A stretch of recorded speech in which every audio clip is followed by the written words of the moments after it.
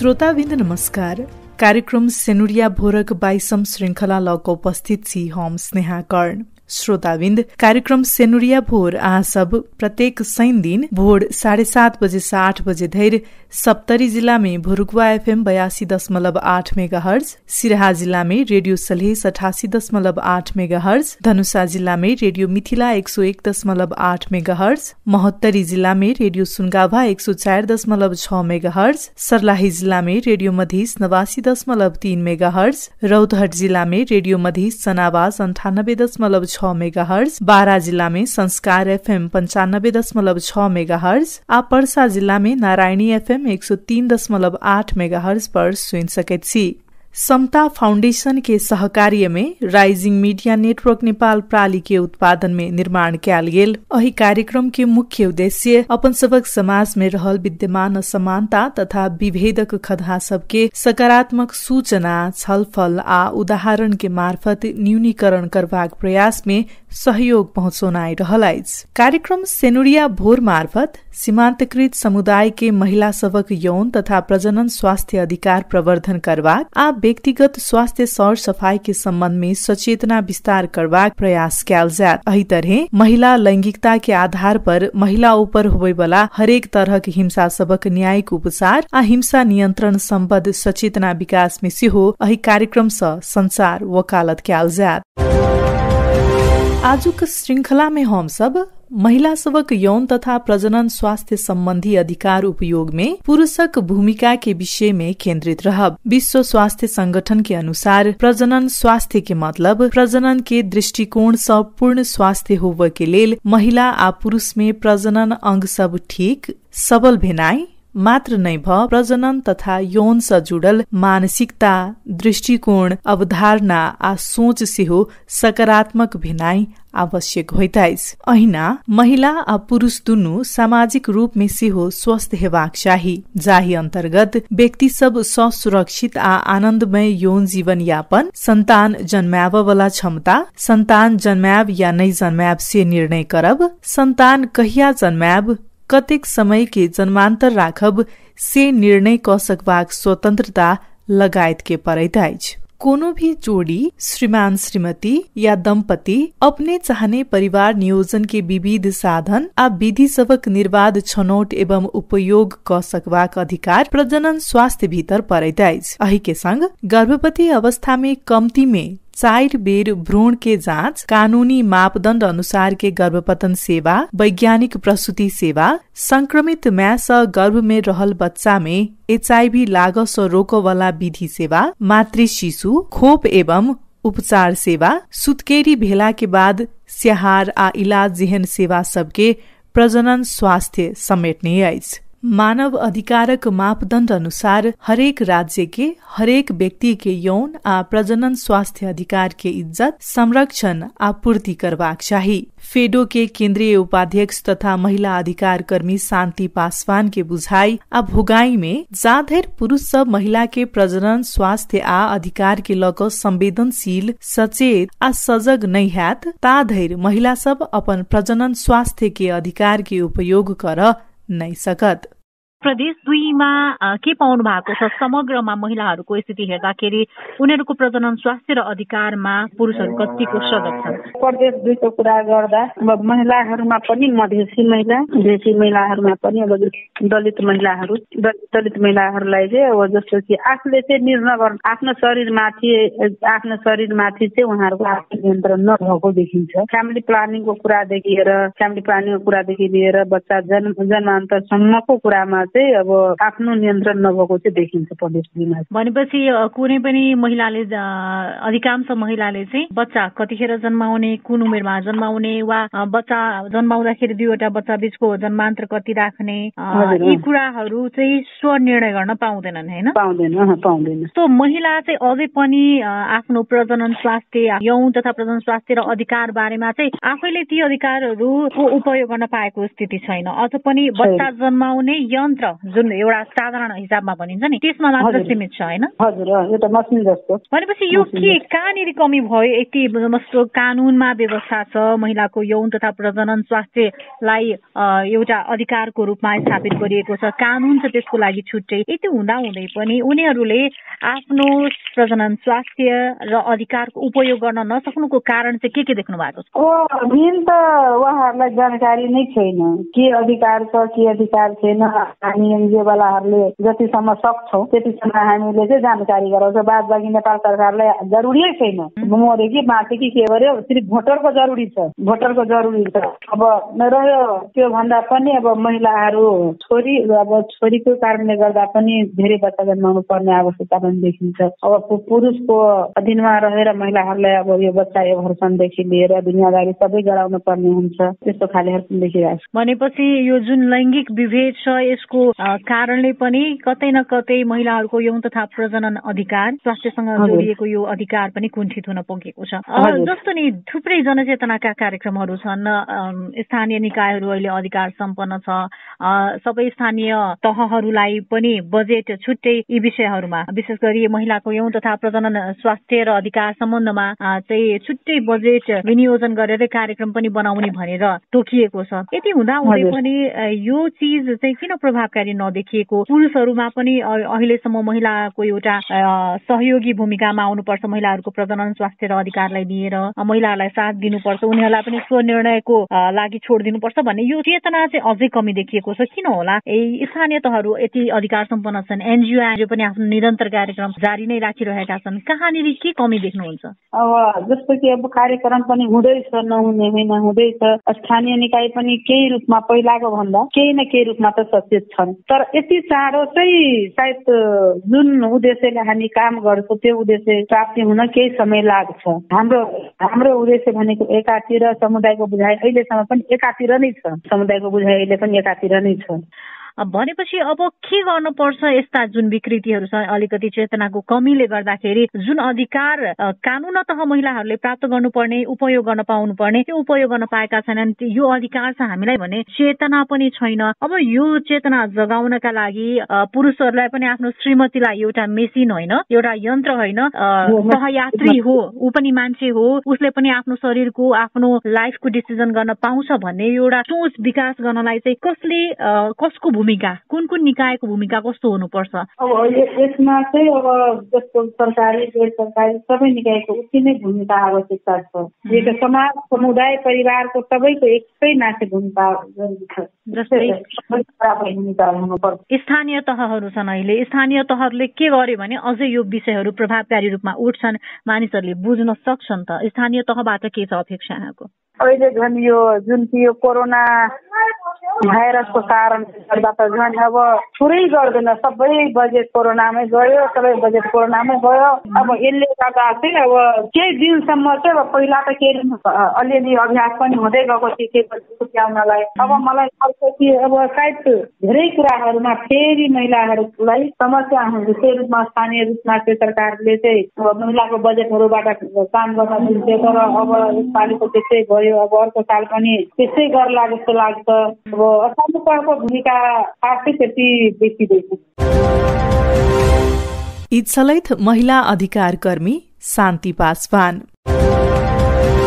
नेपाले जेहन पितृ सत्तात्मक सोच जैर गाड़ने समाज में महिला के पुरुष के भोग्य वस्तु के रूप में नियंत्रण में रखवाक अभ्यास कोनो ने कोनो रूप से अस्तित्व में एखनो आइज। ओहू में प्रदेश 2 के अधिकांश मधेसी या दलित समुदाय के महिला सब में श्रीमान आ घर परिवारक निर्णय लाद के काज होइतालाइज। मुदा परिवर्तनक किरण सबसे हो धीरे धीरे देखा लागलाइज। किछ व्यक्ति सब में महिला के प्रजनन स्वास्थ्य के अधिकार उपयोगक लेल श्रीमान छी वह नाता स सहयोग कर परवाक धारणा आइस्त अधिकांश पुरुष सब में जनचेतना जगाव परवाक आवश्यक रहल से अनुभव सुनाइब रहल सहित सप्तरी के पत्रकार भोला पासवान। महिलाको प्रजनन स्वास्थ्य र अधिकार महिलाले पनि भन्नाले तपाईको श्रीमतीले पनि उपयोग गरौँ भन्ने हिसाबले चाहिँ के गर्दै आउनु भएको छ, कसरी सहयोग पुर्याउँदै आउनु भएको छ, तपाईको भूमिका कस्तो छ घरमा? खासमा यो मधेसी भित्र पनि दलित समुदाय जो तपाईको दलित भित्र पनि दलित महिलाको हामी कुरा गर्दैछौँ। अहिले पनि तपाईको 21औं शताब्दीमा पनि दलितहरू आफै चाहिँ मानव हुनेको लागि एउटा आन्दोलन संघर्षरत छ। तपाईले हेरिहाल्नुहुन्छ छुवाछुत लगायतका दलित माथिको हत्या हिंसा आफ्नो ठाउँमा छँदैछ भनेको त्यो दलित समुदाय भित्र पनि महिलाको अवस्था चाहिँ अझ प्रजनन स्वास्थ्यको अधिकारको दृष्टिकोणले हेर्दाखेरि चाहिँ एकदमै कमजोर छ। यो कमजोर हुनुमा चाहिँ मुख्य कारण चाहिँ तपाईको मधेसमा महिलाहरूको मधेसी दलित महिलाहरूको साक्षरता तपाईँको 12% छ होइन। कुरा गर्दाखेरि म 19 वर्षदेखि तपाईँको पत्रकारिता र तपाईँको एउटा दलित अभियानकर्ताको रूपमा कार्यरत छु र म आफै चाहिँ के भन्छ म विवाह गर्दाखेरि मेरो चाहिँ श्रीमती भनौँ न मेरो पत्नी चाहिँ कक्षा 12 मा पढ्दै हुनुहुन्थ्यो होइन र अहिले चाहिँ उहाँ ब्याचलर चाहिँ के भन्छ पास गर्नु भएको छ र अहिले ल लिएर उहाँ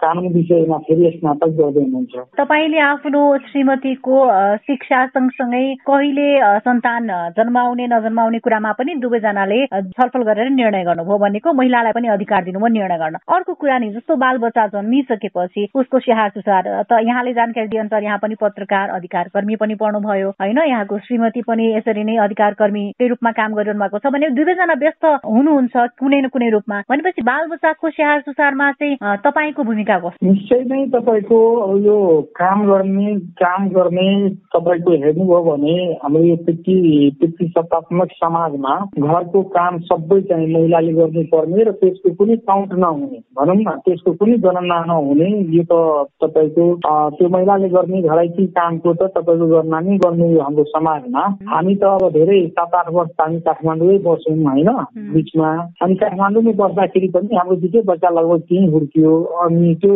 हुर्किँदाखेरि पनि काममा मलाई लाग्छ आधा काम नै हामी बाँडेर गर्थ्यौँ होइन। बिहानको बेलुकाको अब त्यो तपाईँको खाना बनाउनेदेखि लिएर तपाईँको बच्चा स्याहार्ने सवालमा पनि र त्यो त अब मैले अब यो एउटा रेडियोमा बोल्दा पनि तपाईँले अब त्यो व्यवहारिक रूपमा आएर हेर्नुभयो भने अलिकति त्यो व्यवहारिक रूपमा हेरिसकेपछि मात्रै हुन्छ कि तपाईँको के कति सहयोग पाछ भन्ने कुरो होइन। बोलाजी जस्तो यहाँ यो एकजना उदाहरण भन्नुभयो जो चाहिँ महिलाको प्रजनन स्वास्थ्यलाई अधिकारलाई उपयोग गर्नको लागि निरन्तर सहयोगी श्रीमानको रूपमा उपस्थित हुनुभयो, यहाँको भूमिका महत्वपूर्ण रह्यो।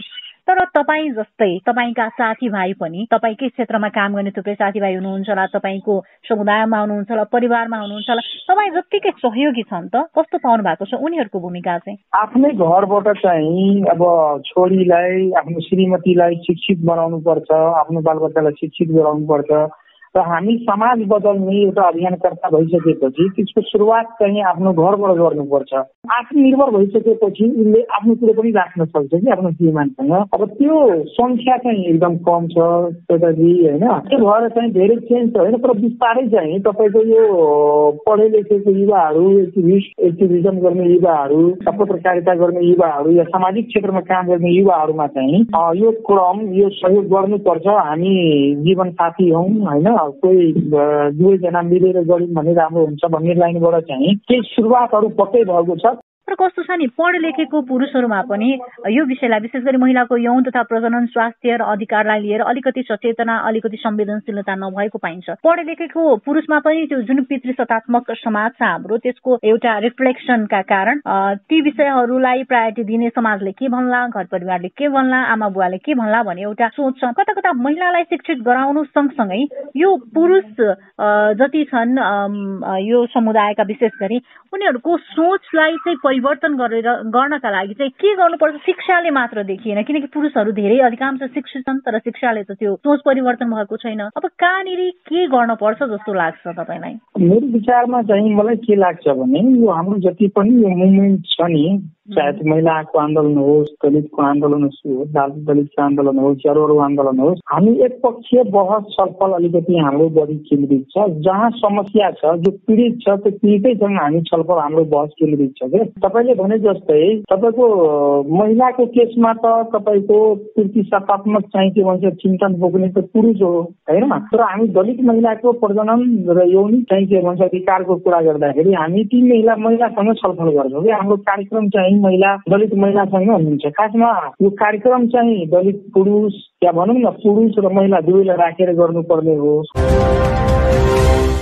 यी सहित सप्तरी के पत्रकार भोला पासवान। श्रोताबिन्द, कार्यक्रम सेनुरिया भोर आज सब प्रत्येक शनि दिन भोर 7:30 बजे से 8 बजे धरि सप्तरी जिला में भोरुकवा FM 82.8 मेगाहर्ज, सिराहा जिला में रेडियो सलहेस 88.8 मेगाहर्ज, धनुषा जिला में रेडियो मिथिला 101.8 मेगाहर्ज, महोत्तरी जिला में रेडियो सुनगाभा 104.6 मेगाहर्ज, सर्लाही जिला में रेडियो मधीस 89.3 मेगाहर्ज, रौतहट जिला में रेडियो मधीस सनावास 98.6 मेगाहर्ज, बारा जिला में संस्कार FM 95.6 मेगाहर्ज, आ पर्सा जिला में नारायणी FM 103.8 मेगाहर्ज पर सुन सकैत छी। श्रोताबिन्द, महिला के प्रजनन स्वास्थ्य के अधिकार उपयोगक लेल श्रीमान के वा पुरुष के भूमिका महत्वपूर्ण मानल जाइत अछि। श्रीमती गर्भवती भेल समय में पुरुष के शारीरिक, मानसिक, भावनात्मक आ आर्थिक संगे सहयोग करबा, गर्भ जाँच कराब गेल समय संगे जेबाक, घरक कामकाज में सहयोग करबाक चाही। परिवार नियोजनक साधन के संबंध में संवाद करबाक, बच्चा बच्ची के संख्या के विषय में बातचीत करबाक, जन्मांतर के विषय में बातचीत करबाक, परिवार नियोजनक संपूर्ण प्रक्रिया में महिला के समान सहभागिता सुनिश्चित करबाक आ महिला लेने निर्णय के पुरुष साथी के सम्मान करबाक चाही। बाल बच्चा के देखभाल में बच्चा के खुआब, पियाब, नहाब, सर सफाई कराब, सुताब, पालन पोषण सब में महिले जका संलग्नता पुरुष के सेहो हेबाक चाही। मुदा व्यवहारिकता में प्रदेश 2 के अधिकांश स्थान में गर्भवती महिला में गंभीर समस्या नहीं देखा धैर नियमित जांच के क्रम में पुरुष सब संघीय स्वास्थ्य संस्था नहीं जाए से सिराहा सुखीपुर नगरपालिका के स्वास्थ्य शाखा के प्रमुख अन्धेश्वर मण्डल के कहब छैन। दलित समुदायमा अलि शिक्षाको अभाव हुने भएकोले त्यहाँ हजुरको शिक्षै अलिक कम छन्।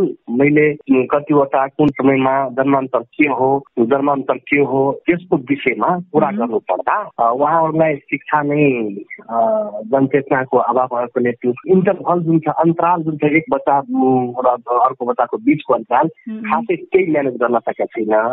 त्यसको हिसाबमा अब छोरै भयो भने पनि लगातार 3-4वटासम्म छोरा हुन सक्छन् वा छोरी हुन्छ। बच्चा भन्नाले बच्चा प्रोडक्सन गर्नलाई 3-4-5वटासम्म गर्छन्, तर 5वटासम्म अहिलेको कन्टेक्स्टमा छैन। दलितमा पनि अब दलितहरूलाई पनि जानकारी भइरहेछन् स्वास्थ्यका सन्देशहरू हैन। त्यो हिसाबमा महिलाले सेल्फ डिसाइड गर्न सक्छन्। मैले भर्खर बच्चा 1 वर्ष भयो पाएको, फेरि म गर्भ बोक्नु पर्दैन भन्ने कुरा कन्भिन्स महिलाले पनि आफ्नो श्रीमानलाई गर्छ र त्यही आधारमा श्रीमानले पनि उसको कुरा मानिदिन्छ, नमान्ने होइन। अब यसैमा के भयो भने कुनै अकल झुकल कोही त्यस्ता पनि हुन्छन् जो मतलबै भएन आगे सम्बन्धी कुनै मतलब नराख्ने मान्छेहरूको त उले स्वयं डिसिजन गर्न पाउँदैनन्। महिलाको त पुरै भएन, महिलाले भन्छन्, महिलाले आफ्नो हिसाबमा चलाउँछन्। त्यस्तो दलितमा पनि राम्ररी जुन छ नि एएनसी जाँचको कुरो, एएनसी जाँचको लागि यहाँको जुन प्र्याक्टिकली छन्, जुन अभ्यासमा आइरहेको होइन। अब एएनसी जाँच हाम्रो भ्याक्सिन सेन्टर जहाँ छन् त्यहाँ त आउन त सम्पूर्ण स्वास्थ्य संस्थामा एएनएम स्टाफ छन्, आउँछ नै। तर खास गरी गाउँघर क्लिनिक जुन पिएचसी क्लिनिक छ, ओआरसी क्लिनिक, पिएचसी क्लिनिक, त्यहाँ र स्वास्थ्य संस्थामा तोकिदिएकै समय छ। अब त्यो समयमा महिला स्वयं आउँछन्, महिलालाई लिएर, त्यो गर्भवती महिलालाई लिएर उसको श्रीमान आउँछ भन्ने कुरो अभ्यासमा छैन। जबसम्म गर्भवती महिला नर्मल छन्, ऊ अस्वस्थ भइसकेको छैन फिजिकली, तबसम्म श्रीमान सम्भवका आउँदैन।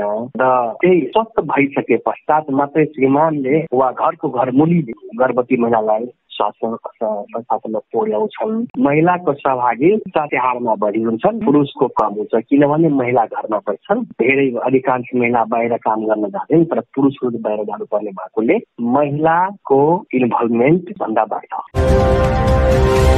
वर्तमान अवस्था में स्थानीय तह के अधिकार संपन्न बनाउल गेल अछि। अपन क्षेत्र में रहल समस्या के पहचान क समाधानक लेल बजेट विनियोजन क कार्यक्रम सब संचालन करबाक स्वायत्तता सेहो स्थानीय तह के संग में अछि। ओतबे नै समाज में रहल विभेद अन्त्य कर शिक्षित आ समतामूलक समाज निर्माणक लेल केन्द्र सरकार सँ कार्यविधि बनाक निर्देशन जारी कयल गेल अछि। मुदा एखनो महिला अधिकार आ समानता के विषय प्राथमिकता नै पनै अछि। एहन अवस्था में महिला के यौन तथा प्रजनन स्वास्थ्य आ अधिकारक विषय चर्चो नै होइत अछि से बतबैत छथि रौतहट जिल्ला राजदेवी नगरपालिका के उपमेयर अंशु सिंह।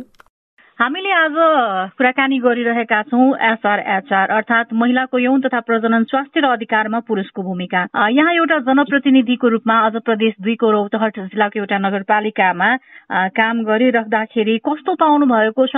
महिलाको प्रजनन स्वास्थ्य र अधिकारलाई संविधानले पनि एउटा मौलिक हकको रूपमा व्यवस्था गरेको छ। जुन मान्छे अलिक पढे लेखेका छन्, सचेत छ, त्यो अलिकति सचेत भएर बसेछ, त्यो केयरफुली छ, त्यसको त्यो आफ्नो अधिकार बुझिरहेछ। म कति छोराछोरी जन्माऊ भने मेरो के छ भने, तर त्यस्तो खाले जुन तपाईका पढे लेखेका छैन, दलितमा छ तपाईको, यो चाहिँ त्यस्तो खाले उ भएको छैन।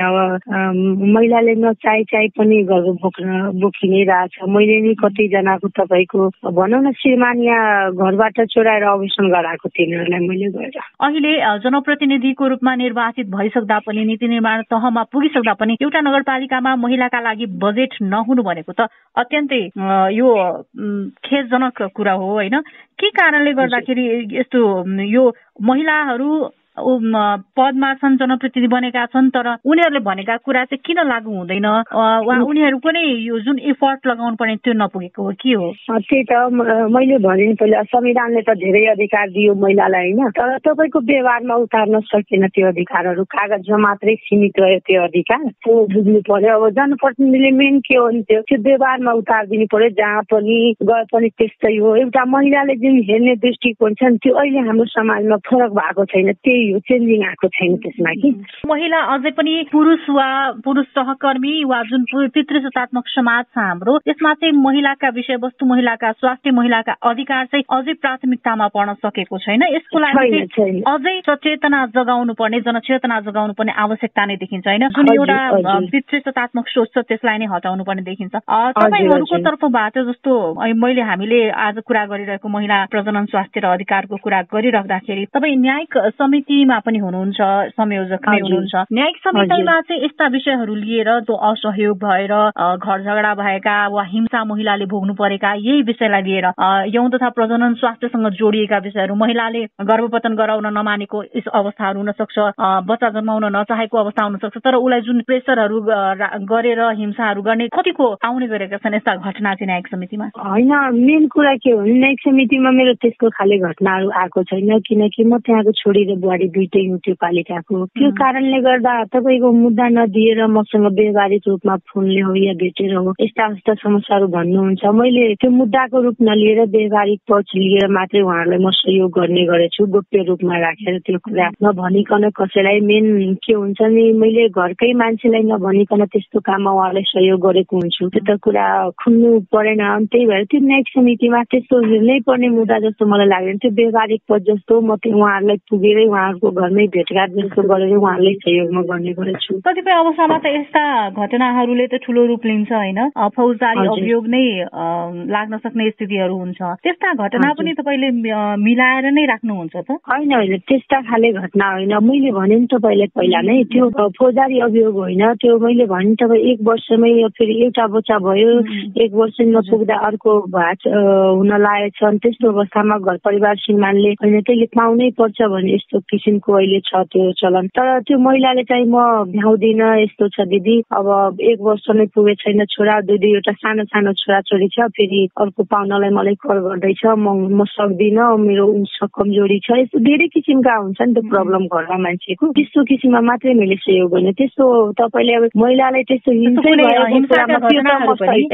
यही कारणले पनि हिंसाका घटनाहरू हुने गरेका छन्, महिलाले हिंसा भोग्न बाध्य छन्। यस्ता हिंसाका घटना जसमा चाहिँ यौन तथा प्रजनन स्वास्थ्य नै जोडेको होस्, उसको अधिकार सदुपयोग गर्न नपाएको स्थितिहरू कतिको देख्नु भएको? होइन, त्यस्तो खाले घटनाहरू आएको छैन। मैले भने नि तपाईँले त्यस्तो खाले घटना आएको छैन। त्यही व्यवहारिक पक्ष मात्रै हो, फोन गरेर बोलाउने, भेट्ने अनि यस्ता कुराहरू मलाई गोप्य रूपमा भन्ने अनि मैले सहयोग गर्ने। मेरै भनौँ न त्यो नगरपालिकाको स्वास्थ्यको संयोजकको सहयोगमा मैले 2-3 वटा यस्तै काम गरेको छु। तपाईँ अब जस्तो यो महिलाको यो प्रजनन स्वास्थ्य र अधिकारसँग जोडेर हेर्दाखेरि स्वास्थ्य सेवाको उपलब्धता र उसले समयमा चाहेको स्वास्थ्य सेवा पाउनुपर्छ। तपाईँको नगरपालिकामा चाहिँ कुनै पनि महिलाले आफ्नो प्रजनन स्वास्थ्यसँग सम्बन्धित समस्याहरू लिएर गए भने तुरन्त त्यस्ता सेवाहरू उपलब्ध छन् कि छैनन्, सहज रूपमा उपलब्ध छन् कि छैनन्, के छ अवस्था स्वास्थ्य सेवाको? त्यो खासै त्यस्तो खाले सुविधा अहिले उपलब्ध छैन, तर हाम्रो त्यहाँ नजिकै हाम्रो सदरमुकाम गौड छ, त्यहाँ उहाँसँग हामी समन्वय गरेर उहाँ नै बरु पठाउने गरेछौँ। तर त्यस्तो एक तुरन्तै गएर त्यस्तो सुविधा पाइहाल्ने जस्तो स्थिति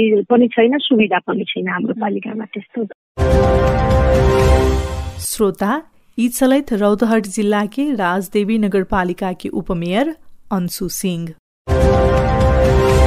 श्रोताबिंद, हम सब अहि सेनुरिया भोर कार्यक्रम के बीतल श्रृंखला सब में 5टा प्रश्न सब पूछे त्याल छलहु, जाहे अनुसार बीतल हप्ता के पहिल प्रश्न छल गर्भवती लक्षित गर्भ जाँच केकरा कहल जाइत अछि, जाहे के सही जवाब अछि गर्भावस्था में अनमी दक्ष प्रसूति कर्मी या चिकित्सक सबसे आवश्यक गर्भ जाँच करोनाई के गर्भवती लक्षित गर्भ कहल जाइत अछि। दोसर प्रश्न छल नेपाल सरकार कम्ती में क्या बेर धैर गर्भवती जाँच क सकबाक प्रावधान निर्धारण केने अछि, जाहे के सही जवाब रहल अछि कम्ती में 4 बेर धैर। 4 बेर के गर्भ जाँच कोन कोन समय में करेबाक चाही। तेसर प्रश्न छल, जाहे के सही जवाब अछि पहिल जाँच गर्भवती भेल 4 महीना में, दोसर जाँच गर्भवती भेल 6 महीना में, तेसर जाँच गर्भवती भेल 8 महीना में आ 4 जाँच गर्भवती भेल 9 महीना में। 4 प्रश्न छल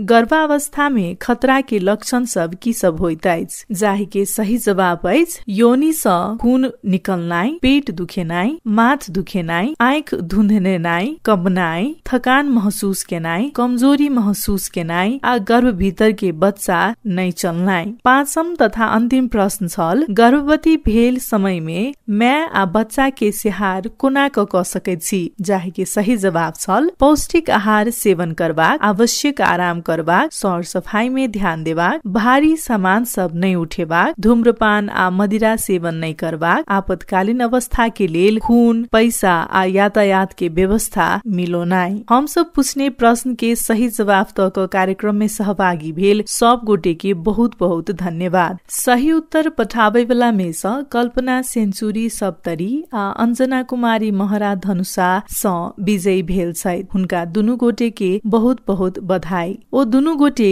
200 रुपया के मोबाइल रिचार्ज कार्ड प्राप्त केने छथि। आप चली एहि हप्ता के प्रश्न सब दिस। हम सब कार्यक्रम के पिछला अंक सब में 5टा प्रश्न पूछैत छलहुं, मुदा आइ 3टा प्रश्न मात्रै अछि। एहि हप्ता के पहिल प्रश्न रहल अछि श्रीमती गर्भवती भेल समय में पुरुष के केहन भूमिका निर्वाह करक चाही। प्रश्न एक बेर फेर से सुनी, श्रीमती गर्भवती भेल समय में पुरुष के केहन भूमिका निर्वाह करबाक चाही। दोसर प्रश्न अछि परिवार नियोजन के प्रक्रिया में पुरुष के संलग्नता केहन हेबाक चाही। प्रश्न एक बेर फेर से परिवार नियोजन के प्रक्रिया में पुरुष के संलग्नता केहन हेबाक चाही। एहि हप्ता के तेसर प्रश्न अछि बाल बच्चा के देखभाल में पुरुष के की केहन भूमिका सब निर्वाह करबाक चाही। प्रश्न एक बेर फेर से बाल बच्चा के रेख देख में पुरुष के की केहन भूमिका निर्वाह करबाक चाही। श्रोताबिंद, हम सब एखन पूछने प्रश्न सब के जो उत्तर अहाँ सब के जानकारी अछि त हमरा सब के मोबाइल नंबर 98 47 69 62 62। मोबाइल नंबर एक बेर फेर से सुनी 98 47 69 62 62 में फोन क उत्तर लिखा सकैत छी त SMS मार्फत सेहो उत्तर द सकैत छी। एही तरहे समता फाउंडेशन के फेसबुक पेज में सेहो प्रश्न सब राखल गेल अछि आ ओहि फेसबुक पेज मार्फत सेहो अहाँ सब उत्तर द सकैत छी। ध्यान रहे जे उत्तर मिलाबै वाला व्यक्ति सब में से 2 गोटे के हम सब गोला प्रथा मार्फत विजयी घोषणा करैत छी। श्रोताबिन आजुक सेनुरिया भोर के समय अहिठाम समाप्त होइदैछ। कार्यक्रम सेनुरिया भोर के विषय में कोनो सल्लाह सुझाव या जिज्ञासा हुए तो हमरा सबके विद्युतीय पत्र लिख सकैत छी। हमरा सबके पत्र पठेबाक ईमेलक पता रहल अछि rmn.nepal@gmail.com। एही तरह अहाँ सब हमरा सबके 01510763 में सीधे फोन सेहो क सकैत छी। एही के संग समता फाउंडेशन के सहयोग आ राइजिंग मीडिया नेटवर्क नेपाल प्राली के निर्माण में संचालित कार्यक्रम सेनुरिया भोर सँ विवेक यादव, राकेश ठाकुर, श्वेता सिन्हा, ईश्वर दहाल आ बिमला गुप्ता सँगही हम स्नेहा कर्ण सिंह विदा लैत छी। अहाँ के सप्ताह सुखमय आ स्वस्थ बीते। नमस्कार।